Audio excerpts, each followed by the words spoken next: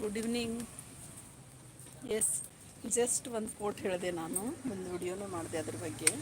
ಏನಂತ ಹೇಳಿದ್ರೆ, ಸ್ನೇಹ, ಫ್ರೆಂಡ್ಶಿಪ್ ಅಂತ ಹೇಳಿದ್ರೆ ಶ್ರೀಕೃಷ್ಣ ಪರಮಾತ್ಮ ಕರ್ಣ ಹಾಗೂ ಸುಧಾಮರ ಹಾಗೆ ಇರಬೇಕು.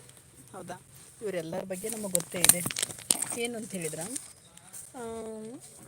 ಕರ್ಣ ಸೋಲಲ್ಲೂ ಏನು ಮಾಡಲಿಲ್ಲ, ಕೈ ಬಿಡಲಿಲ್ಲ. ಹೌದಾ?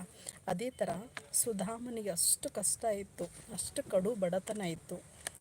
ತನ್ನ ಸ್ನೇಹಿತ ಅಷ್ಟು ದೊಡ್ಡ ಮಹಾರಾಜ, ಸಾಕ್ಷಾತ್ ಭಗವಂತನ ಅವತಾರ ಎಂತ ಎಲ್ಲ ಗೊತ್ತಿದ್ರೂ ಸಹಿತ, ಅಷ್ಟು ಕಷ್ಟ ಇದ್ದರೂ ಸುಧಾಮ ತನ್ನ ಸ್ನೇಹಿತನಿಗೆ ಯಾವುದೇ ರೀತಿಯ ಸಹಾಯ ಮಾಡುವಂಥ ಬಾಯಿ ಬಿಟ್ಟು ಕೇಳಿಲ್ಲ. ಹೌದಾ?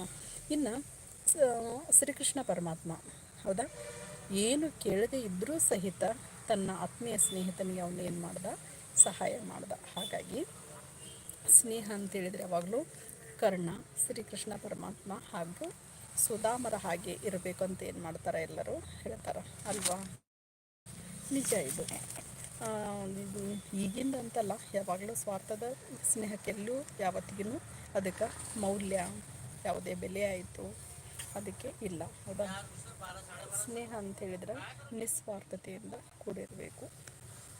ರಕ್ತ ಸಂಬಂಧವನ್ನು ಮೀರಿದ್ದು ಸ್ನೇಹ ಅಲ್ವಾ? ಮತ್ತು ಯಾರು ಜಾಯ್ನ್ ಆಗಿದ್ದೀರಾ? Yes, good evening. Happy friendship day to all.